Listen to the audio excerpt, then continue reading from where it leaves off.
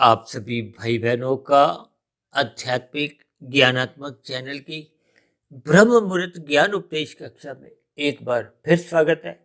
आज की चर्चा का विषय है शाब्दिक ज्ञान। लेकिन इस शाब्दिक ज्ञान की हमने देखी दो एक वर्गीकरण किए हैं। बाएं हाथ में हमने लिखा है भौतिक शिक्षा और दाएं हाथ में हमने लिखा है आध्यात्मिक ज्ञान। देखिए, शाब्दिक ज्ञान और आध्यात्मिक ज्ञान, इन दोनों को ही हमने सफेद रंग से दर्शाया है, यानी कि ये एक सात्विक स्थिति है। जबकि भौतिक शिक्षा में हमने देखिए शिक्षा शब्द को तो एक राशि स्थिति से, एक रजोगुण से दर्शाया है, जबकि भौतिक शब्द को हमने काले रंग से दर्शाया है। देखिए, ये प्रकृति के 3 गुणों की स्थितियों को हम प्रतिदिन सुबह शाम, सुबह ब्रह्म मुहूर्त ज्ञान उपदेश कक्षा में और शाम को संध्या बेला ज्ञान कक्षा में अलग अलग स्थितियों में अलग अलग विषयों द्वारा प्रकृति के 3 गुणों की स्थितियों को समझाने का एक प्रयास करते हैं। और इन 3 गुणों की स्थितियों के फलस्वरूप आपके हमारे 3 शरीर है, स्थूल शरीर, सूक्ष्म शरीर और कारण शरीर। और ये जो 84 लाख प्रकार की योनि है, ये तो स्थूल शरीर से संबंध रखती है, जबकि आपका हमारा जो एक सूक्ष्म शरीर है और कारण शरीर है, ये जैसी जैसी अपनी स्थितियां मनुष्य जीवन में बना लेता है, उन बनी हुई स्थितियों के आधार पे ही आपका हमारा बड़ा भविष्य का निर्धारण होता है। बड़ा भविष्य का अभिप्राय देखिए, स्थूल शरीर के मरने के बाद की स्थितियां, क्योंकि शास्त्रों में तो 84 लाख प्रकार की योनियों का वर्णन आता है, जिनको हम बार बार समझाते रहते हैं, जिनमें देखिए बहुत बड़ा अनुपात 80 लाख का, देखिए 84 लाख कुल योनियां हैं और 80 लाख प्रकार की योनियां नीचे की दंडमय योनियां हैं। अब देखिए, किसी भी देश में कितनी जेलें होती हैं, गिनती की जेलें होती हैं। एक बड़े बड़े जो शहर हैं, अब मैं दिल्ली में रहता हूँ, अब दिल्ली में भी तो देखिए 2 जेल बनी हुई है, एक रोनी में, एक तिहाड़ जेल में, यानी कि जेलों की संख्या कोई अधिक नहीं होती। लेकिन ये जो शास्त्रों की बातों को सोच समझकर जब हम चिंतन करते हैं, तो फिर आपको हमें बहुत ही अचंभा होता है, आश्चर्य होता है, क्योंकि मनुष्यों का और अन्य जीवों का जो एक बहुत ही एक भयानक अनुपात है। देखिए, मनुष्य अपने मिले हुए जीवन में, इसका अभिप्राय यही लिया जाना चाहिए कि एक साधारण मनुष्य अपने मिले हुए जीवन का दुरुपयोग करता है। दुरुपयोग करने का अभिप्राय क्या है कि ये जो हमने नीचे 2 शब्द लिखे हैं, भौतिक शिक्षा और आध्यात्मिक ज्ञान, तो आध्यात्मिक ज्ञान की तो देखिए शाब्दिक ज्ञान के साथ ही एक मिलान है। ये एक सात्विक स्थिति है, क्योंकि शास्त्र बार बार कहते हैं तमोगुण रजोगुण बंधनदायक है। हालांकि सफेद दृष्टिकोण से तो देखिए तमोगुण एक निंदा की स्थिति है, बुराई की स्थिति है, एक निषेध कर्मों से संबंध रखती है। अक्सर हम अपनी चर्चाओं में ये लाल बत्ती हरी बत्ती की बहुत चर्चाएं करते हैं, क्योंकि ये एक साधारण स्थिति है जिनका संबंध लगभग आपके हमारी प्रतिदिन की दिनचर्या में बना रहता है।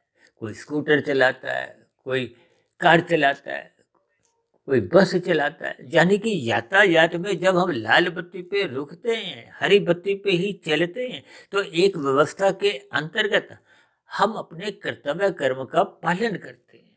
यदि खुशी से करते हैं तो आपके हमारे अच्छे संस्कार बनते हैं, यदि खुशी से नहीं करते तो आपके हमारे अच्छे संस्कार तो बनते नहीं है, लेकिन हम चिलान से बच जाते हैं, पाप कर्मों से बच जाते हैं।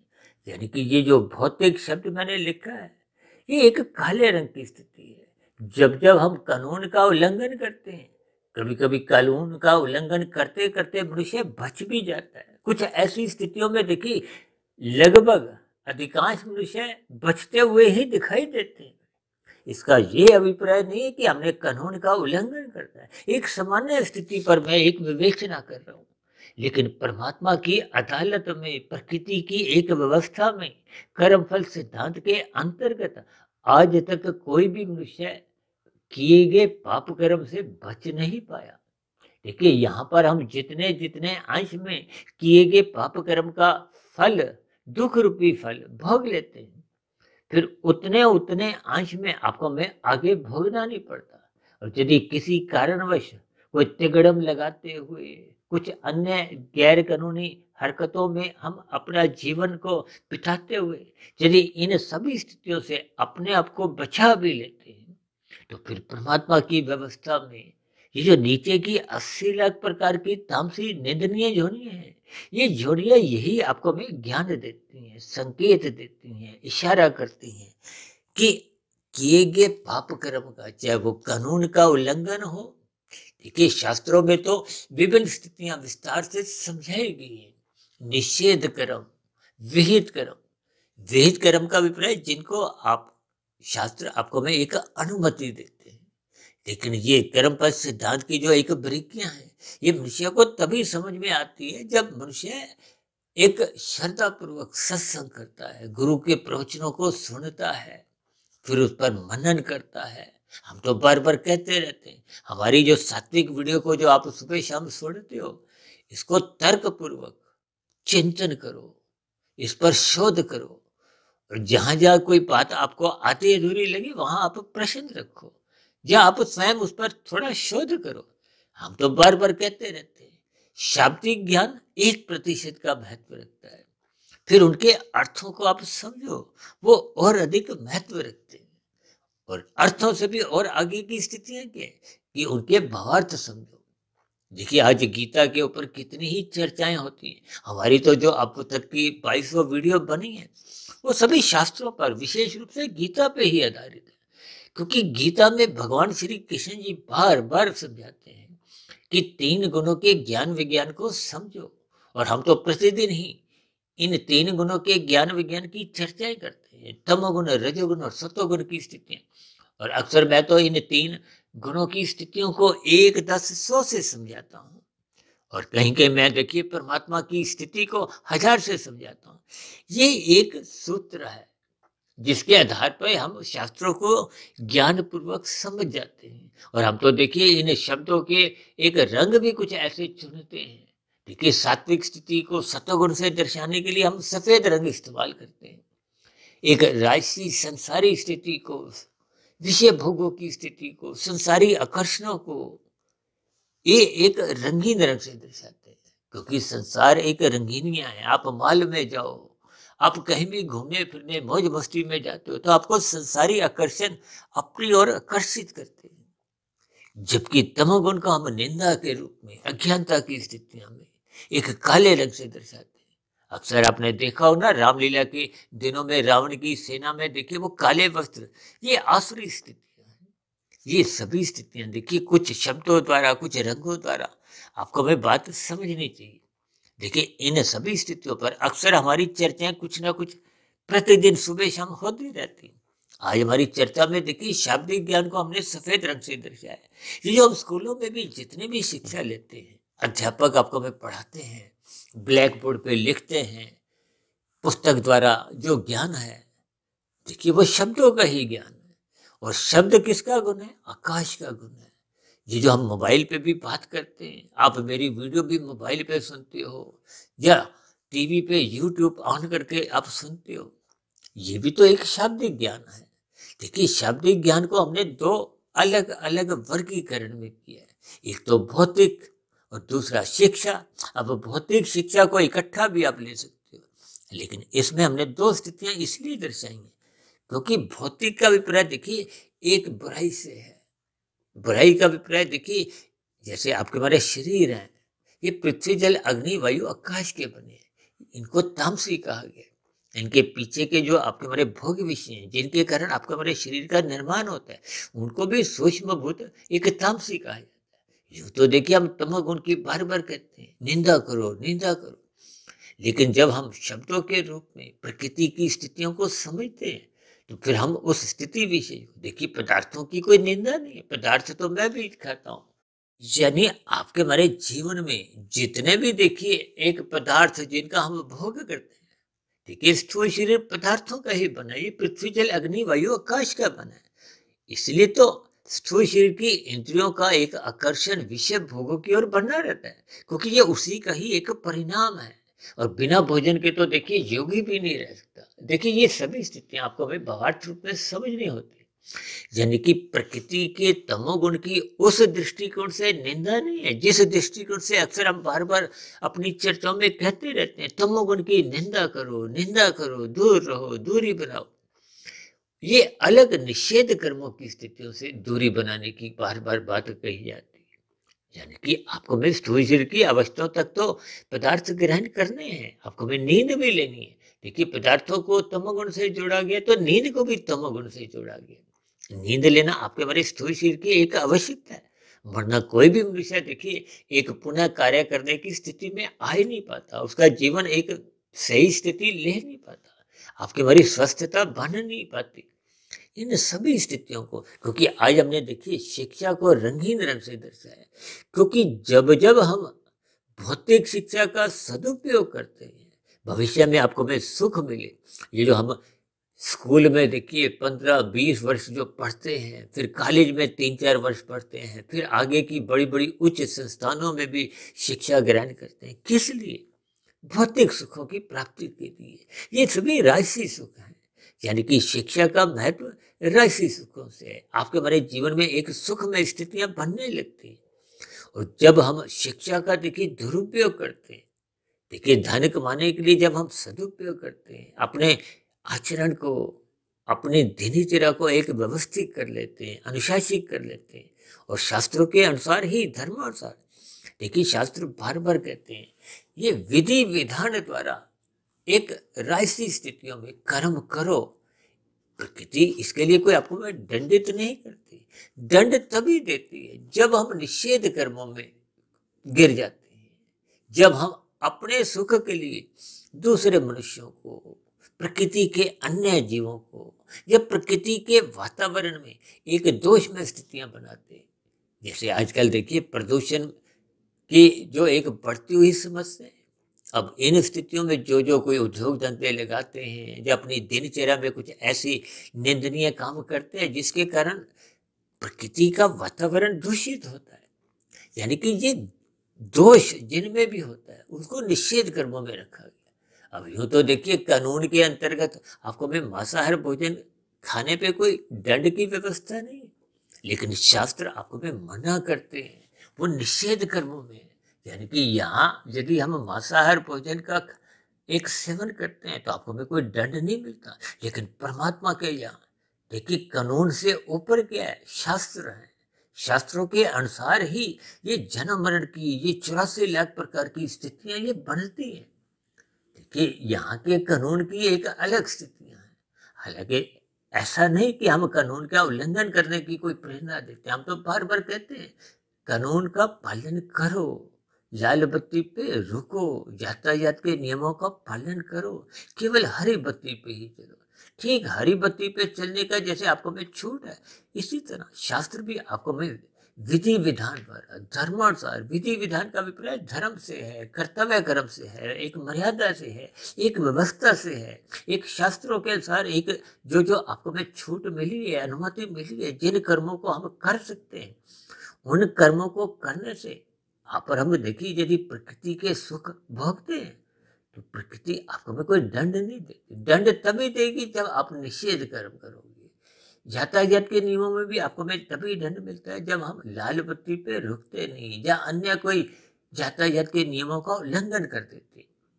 यानी कि भौतिक और शिक्षा, भौतिक का अभिप्राय क्या है कि जब हम निषेध कर्म करते हैं, अपनी शिक्षा का दुरुपयोग करते हैं। आज देखिए विभिन्न प्रकार के डिजिटल अपराध होते हैं, ये हेरा फेरी की जो एक स्थितियां हैं, ये सभी के सभी किस लिए होती है कि मनुष्य संसारी सुखों को भोगना चाहता है। अब उसके लिए यदि वो कर्म नहीं करता, देखिए कर्म फल सिद्धांत का मतलब क्या? पहले अपने कर्म करना है, फिर आपको फल मिलेगा, निश्चित रूप से मिलेगा। ये भौतिक शिक्षा में देखिए शिक्षा का मतलब ही ये है कि यानी संसारी सुखों को यदि हम भोगना चाहते हैं तो उसके लिए आपको में भौतिक ज्ञान, शाब्दिक ज्ञान। देखिए शाब्दिक ज्ञान की कोई निंदा नहीं है भौतिक से बल। हालांकि शाब्दिक ज्ञान को हमने देखिए सफेद रंग से इसलिए दर्शाया कि इसका जो एक मिलान है, मैचिंग है, वो आध्यात्मिक ज्ञान से आपको में लेनी है। देखिए हमारा तो आध्यात्मिक ज्ञानात्मक चैनल है, इस आध्यात्मिक ज्ञानात्मक चैनल पर परमात्मा की प्रेरणा से, गुरुओं के आशीर्वाद से इस ब्रह्म मुहूर्त की स्थितियों में हम पिछले लगभग 5 वर्षों से लगभग हम 2200 वीडियो तो प्रसारित कर चुके हैं। और इन सभी प्रसारित हो चुकी वीडियो में हम बार बार कहते रहते हैं, इन शब्दों को एकांत भाव से ब्रह्म मुहूर्त में ही सुनो, फिर इस पर चिंतन करो, इन पर शोध करो, फिर इनके भावार्थ समझो। देखिए, एक बार हमने वीडियो बनाई थी गीता के ऊपर ही। देखिए, आपके मेरे घरों में अगर गीता रखी हुई है तो अच्छी बात है, लेकिन मात्र उसको लाल कपड़े में लपेट के ही रख दिया। हमने पढ़ी हुई है, पढ़ी नहीं है, यानी कि उसको रीड नहीं किया, तो फिर वो आपके हमारे जीवन में एक सात्विक स्थिति बनती नहीं। अब कुछ मनुष्य हैं जो रखने के साथ साथ उसको पढ़ते हैं। पढ़ने का अभिप्राय क्या है कि हम शब्दों को पढ़ते हैं, ध्यान हमारा एकाग्र होता नहीं, तो फिर वो शाब्दिक ज्ञान आगे की एक सुखमय स्थिति बना नहीं पाती। वो अपनी ज्ञानमय स्थिति आपके मन बुद्धि के स्तर पर प्रकाशित कर नहीं पाती, क्योंकि हमारा ध्यान तो केवल शब्दों पे है। अब शब्दों पर ज्ञान की बात है, ये जो आप वीडियो भी सुनते हो, यदि आप एकाग्र भाव से सुनते नहीं है, आपकी रुचि नहीं है। अब कोई भाई बहन तो देखिए वीडियो का नाम ही पढ़ते हैं, 10-20 सेकंड थोड़ा सा पढ़ा, उनको मन चाहिए चीज उन शब्दों के बीच में मिल गई तो 1-2 मिनट सुनते हैं। अब सभी भाई बहन तो देखिए, कोई आधे घंटे की वीडियो है, कोई 1 घंटे की है, कोई 2 घंटे की भी है, कोई छोटी वीडियो भी होती है। देखिए, सभी वीडियो में एक अलग अलग ज्ञानमय स्थितियां होती हैं। अब तारे का प्रकाश कितना होता है, चांद का प्रकाश कितना होता है, सूर्य का प्रकाश कितना होता है, ठीक इसी तरह देखिए ये हमारी जो वीडियो का जो एक समय की स्थितियां हैं, जब हम विस्तार से बात रखते हैं तो फिर विभिन्न उदाहरणों द्वारा उन स्थितियों को हम समझाने का एक प्रयास करते हैं। जैसे आज देखिए, शाब्दिक ज्ञान के ऊपर ही हमने 1-2 वर्गीकरण करते हुए सात्विक स्थिति को एक विशेष एक महत्व दी है, क्योंकि आपके हमारे जीवन में ये आध्यात्मिक ज्ञान में स्थितियां जितनी जितनी विस्तार से ज्ञानपूर्वक भावपूर्वक समझ में आ जाती। अभी मैंने कहा ना, जैसे हम गीता को पढ़ते हैं तो वो कुछ आपको में असर होता है, लेकिन जब हम गीता के ज्ञान विज्ञान को समझ लेते हैं, समझने का अभिप्राय भगवान श्री कृष्ण जी आपको भाई क्या समझाना चाहते हैं, आपके हमारे जीवन का क्या उद्देश्य होना चाहिए। हम तो बार बार कहते हैं इन 3 गुणों की स्थितियों में सत्वगुण का संग करो, क्योंकि सत्वगुण को ही शास्त्रों में एक प्रकृति की शुद्धतम स्थिति कही गई है। और इसलिए तो हम बार बार कहते रहते हैं ब्रह्म मुहूर्त में उठो। देखिए, शाम को सूर्य ढलते ही तमोगुण का आरंभ होता है, 8 घंटे की तमोगुण की स्थिति है। अभी कुछ दिन पहले ही हमने देखिए एक चर्चा रखी थी ना, इन 3 गुणों का जो एक प्रवाह है वो एक तालिका बना के समझाया था। शाम को 6 से लेके रात को 2 बजे तक तमोगुण की स्थितियां होती हैं, फिर रात को 2 बजे से लेके अगले दिन सुबह तक 10 बजे तक सात्विक स्थितियां होती हैं, फिर दिन के सुबह के 10 बजे से शाम को 6 बजे तक एक राजसी स्थितियां होती हैं। ये एक साधारण शब्दों में समझाया था, क्योंकि सूर्य निकलने का समय तो बदलता रहता है। गर्मियों में तो 5-20-25 मिनट पे निकल आता है, और सर्दियों में ये निकलते निकलते देरी से ये 7:22-25 मिनट पे पहुंच जाता है। और सत्वगुण की शुद्धतम स्थिति विशेष को ब्रह्म मुहूर्त कहा गया। ब्रह्म शब्द परमात्मा के लिए कहा जाता है, मुहूर्त का अभिप्राय उस समय विशेष है, यानी कि ये जो 2 घंटे 40 मिनट की स्थिति जिसको हम विशेष बल देकर समझाते हैं। और हम तो देखिए पिछले लगभग 25 वर्षों से 1-1.5-2 बजे तक उठ जाते हैं, तो जिसके फलस्वरूप हमारा ब्रह्म मुहूर्त का समय देखिए वो 2 घंटे 40 मिनट ना रहते हुए वो 5-6-7 घंटे बन जाता है। इसी सात्विक स्थिति को ही हमने एक मजबूत करना है। 4 घंटे, 6 घंटे, 10 घंटे, 12 घंटे, 15 घंटे, जब आपका हमारे जीवन में 24 घंटे ब्रह्म मुहूर्त की ही स्थिति बनी रहती है, तो वो आपके बारे एक शुद्धतम स्थिति, यानी कि जब कारण शरीर पूर्ण रूप से शुद्ध हो जाता है।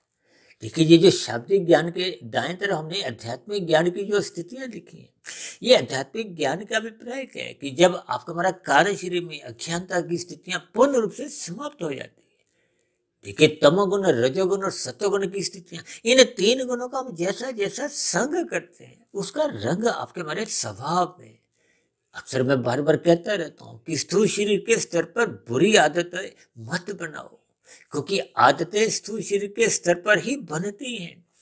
फिर ये मन बुद्धि के स्तर पर जब हम इनको पुनरावृत्ति करते हैं तो ये फिर आदतें ही अब धीरे धीरे मन बुद्धि के स्तर पर एक रुचिपूर्वक एक स्वभाव बनना आरंभ कर देती है। ये स्वभाव धीरे धीरे जब कार्य शरीर में पहुंच जाता है, देखिए बुराई तो स्थूल शरीर, सूक्ष्म शरीर और कार्य शरीर में फटाफट पहुंच जाती है।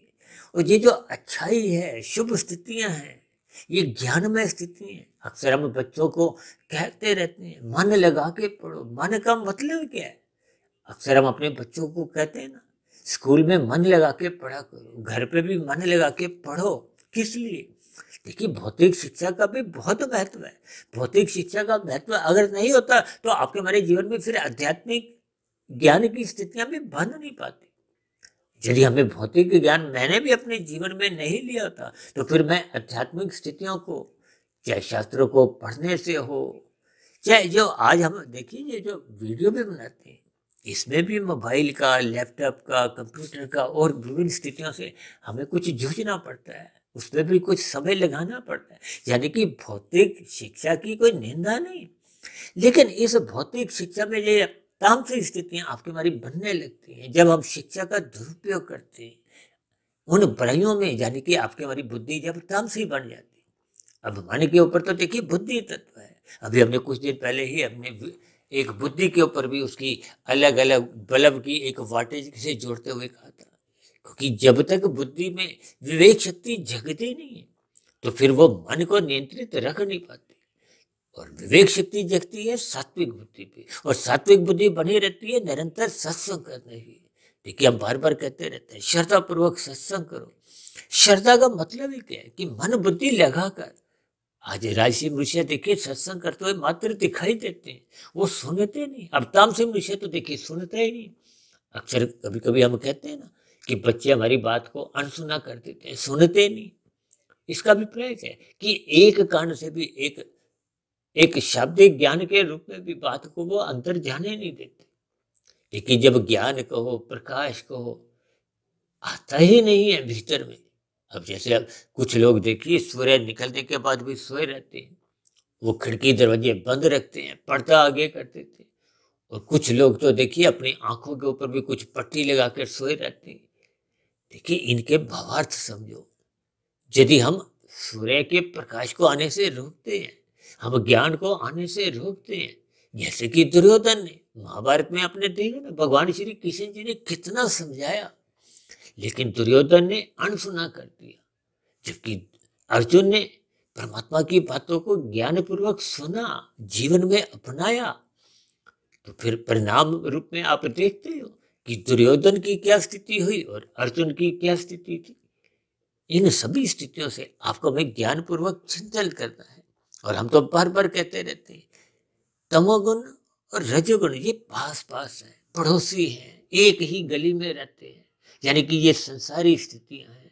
संसार में मनुष्य देखिए राजसी तामसी बनता रहता है। अब जो मनुष्य राजसी बनता रहता है वो देर से फिर तमोगुण में घिरता रहता है। इसीलिए तो बार बार कहा जाता है सत्संग करना मनुष्य के लिए एक अनिवार्य स्थिति है। सत्संग का अभिप्राय धर्म से है।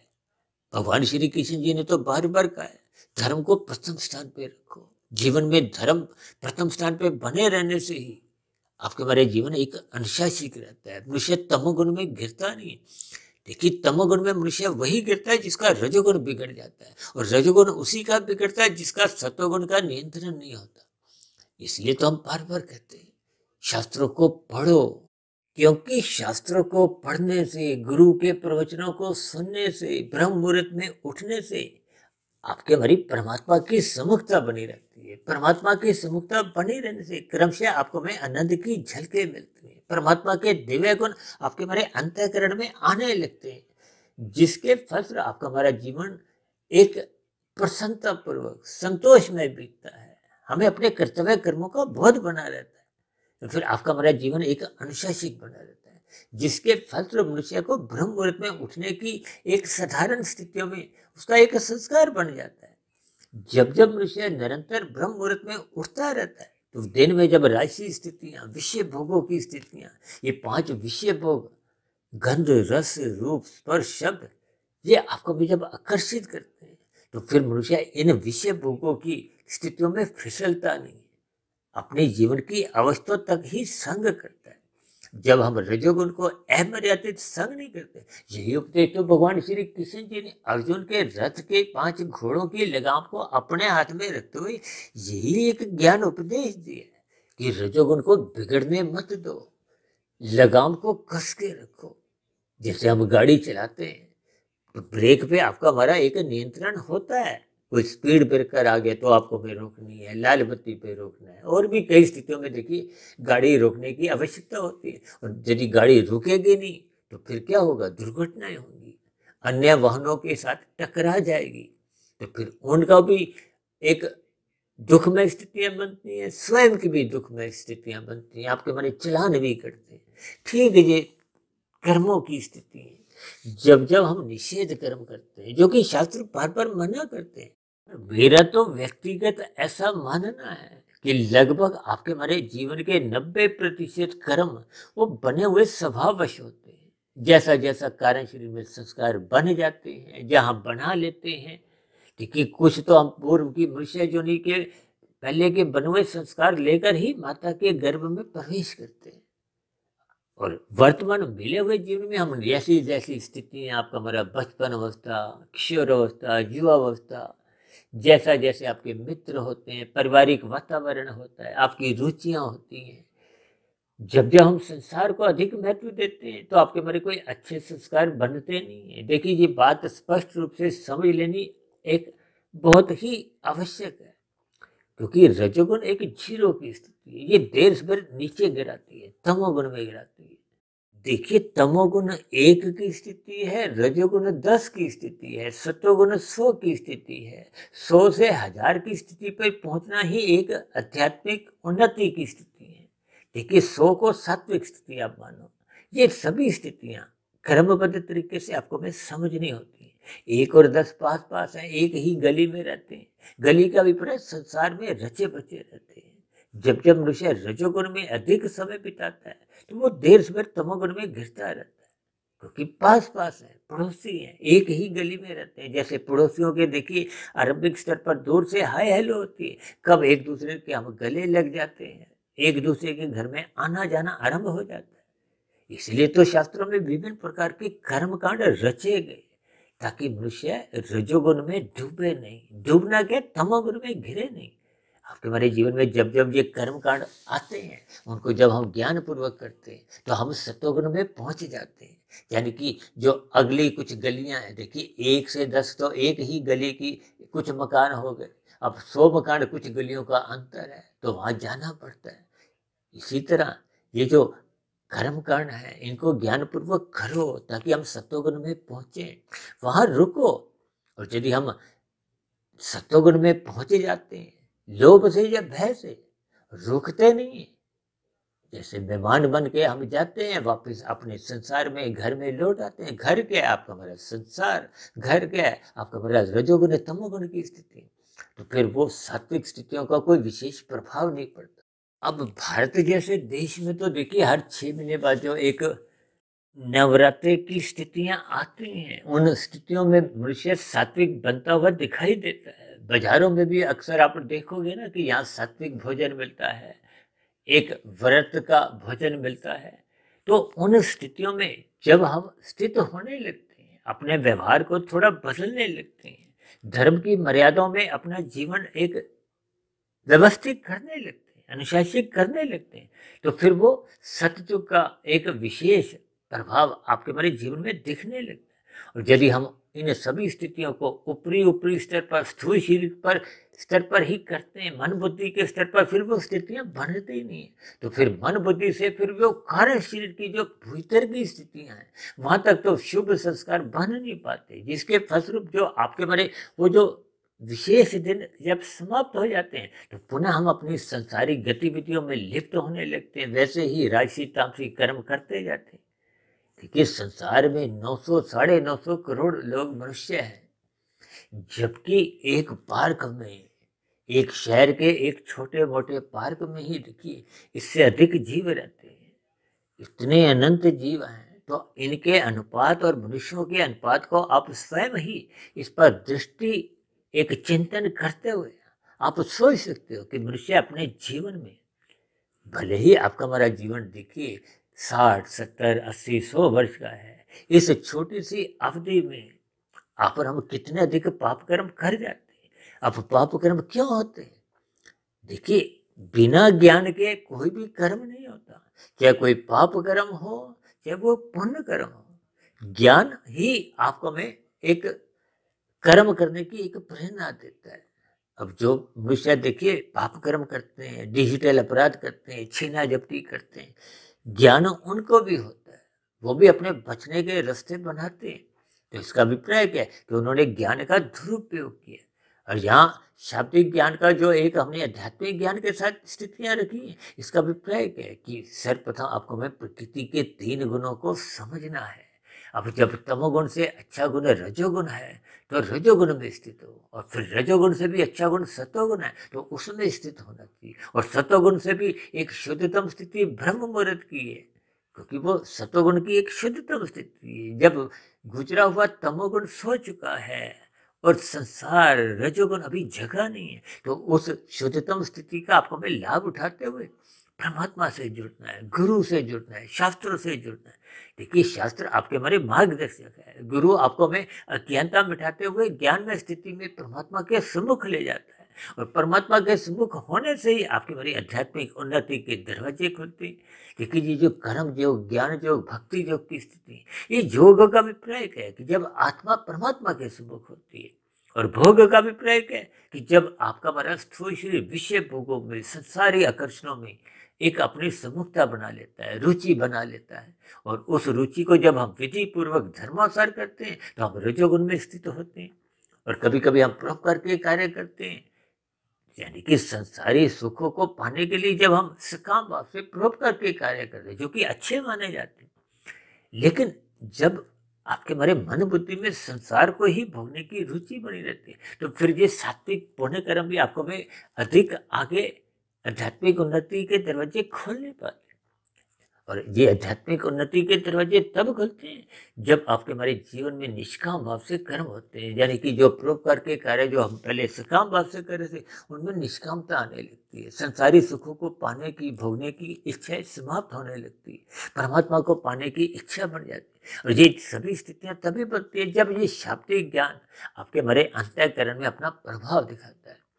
अभी तो हम कहते हैं श्रद्धापूर्वक सत्संग करो।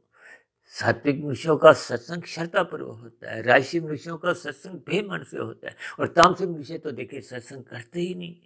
जैसे हमने कहा ना कि दुर्योधन ने कृष्ण भगवान जी की बात सुनी ही नहीं, अनसुना कर दी। इसलिए तो हम बार बार कहते हैं किसी भी कारण से सत्वगुण का संग करो। ये सत्वगुण ही एक मुक्तिदायक गुण है। ये रजोगुण और तमोगुण ये पास पास है। रजोगुण में स्थित होना भी किसी भी खतरे से खाली नहीं है, क्योंकि तमोगुण पड़ोसी है। इस सभी स्थितियों के भावार्थ आपको मैं समझने होंगे, यानी कि आध्यात्मिक ज्ञान को विशेष महत्व देते हुए आपको मैं श्रद्धापूर्वक सत्संग करना है। उस श्रद्धापूर्वक किए गए सत्संग का अपने हमें मनन करना है। और ये मनन करने की स्थितियां ब्रह्म मुहूर्त, जो कि एक सत्वगुण की ही शुद्धतम स्थिति है, इस समय विशेष में किया गया वो चिंतन मनन शोध की स्थितियां फिर आपको मैं कर्म योग, ज्ञान योग, भक्ति योग की स्थितियों में कर्म से आगे प्रशस्त करता है। तो ये सभी स्थितियां कार्य शरीर के स्तर पर जब पहुंचने लगती हैं तो फिर शुभ संस्कार बनने लगते हैं। जो पहले के बुरे संस्कार थे वो धीरे धीरे कमजोर होते हैं, फिर धीरे धीरे वो समाप्त होने लगते हैं, दग्ध बीज होने लगते हैं। जब बीज जल जाता है तो मन बुद्धि के स्तर पर कभी भी कोई उसका फुरना झांकता नहीं। और यदि अभी बीज जला नहीं है, कभी कभी संस्कार कमजोर पड़ जाते हैं, लेकिन कभी कभी जब अनुकूल परिस्थितियां मिलती हैं तो फिर वो एक सोया हुआ बीज जाग जाता है। वो सोया हुआ बुरा संस्कार जागृत अवस्था में आ जाता है। मन बुद्धि में फिर वो वैसे ही एक विचार लाता है, फुरने जगाता है, और स्थूल शरीर के स्तर पर ज्ञान निरोध द्वारा भोग करने को विवश कर देता है, और कर्मेंद्रियों द्वारा पाप कर्म करने को भी वो बाध्य कर देता है। इन सभी स्थितियों की ज्ञान विज्ञान को आपको में समझना होगा, यानी कि निरंतर श्रद्धापूर्वक सत्संग करते हुए आपको में अपनी विवेक शक्ति जगाना है। क्योंकि सात्विक बुद्धि बनी रहने से ही, विवेक शक्ति जगने से ही मन पर उसका नियंत्रण होता है। और बिना मन के देखिए, मन की बिना स्वीकृति के ये स्थूल शरीर की चाहे ज्ञानेन्द्रियां हो चाहे कर्मेंद्रियां हो, ये कार्य करने को स्वतंत्र नहीं है। यानी कि ये स्थूल शरीर तो मात्र एक यंत्र है। आपके हमारे घरों में जितने भी यंत्र हैं, उनका नियंत्रण आपके हमारे हाथ में होता है। ठीक इसी तरह आपका मेरे स्थूल शरीर को एक मन बुद्धि की सात्विक लगाम द्वारा नियंत्रित रखना है। और मन बुद्धि सात्विक तभी बनते हैं जब हम शाब्दिक ज्ञान को श्रद्धापूर्वक सुनते हैं, पढ़ते हैं, फिर उस पर चिंतन मनन की स्थितियां, शोध की स्थितियां बनाते हुए कार्य शरीर में शुभ संस्कार निरंतर बढ़ाने का एक प्रयास करते हैं। मैं तो यहाँ तक भी करता हूँ, देखिए शुभ संस्कार बनाने में ये पूरा जीवन भी छोटा पड़ जाता है, और बुरा संस्कार बिठाने में भी ये जीवन छोटा पड़ जाता है। इन सभी स्थितियों को आपको मैं गंभीरता पूर्वक लेना होगा। इसीलिए मैंने आज देखिए ये शाब्दिक ज्ञान को दो अलग अलग स्थितियों में, यानी कि तमोगुण और रजोगुण की स्थितियों को भौतिक शिक्षा के साथ जोड़ा है, और आध्यात्मिक ज्ञानमय स्थितियों को सत्वगुण की स्थिति से जोड़ा है। तो इन सभी स्थितियों पर आपको विज्ञान पूर्वक चिंतन करते हुए अपनी आध्यात्मिक ज्ञानमय स्थिति को मजबूत करना है, ताकि योग की स्थितियां निरंतर अपनी गति मजबूत करती जाए। क्योंकि कारण शरीर के स्तर पर हम जितने शुभ संस्कार बना लेते हैं, वही आपकी हमारी एक आध्यात्मिक उन्नति है, शुद्ध कमाई है।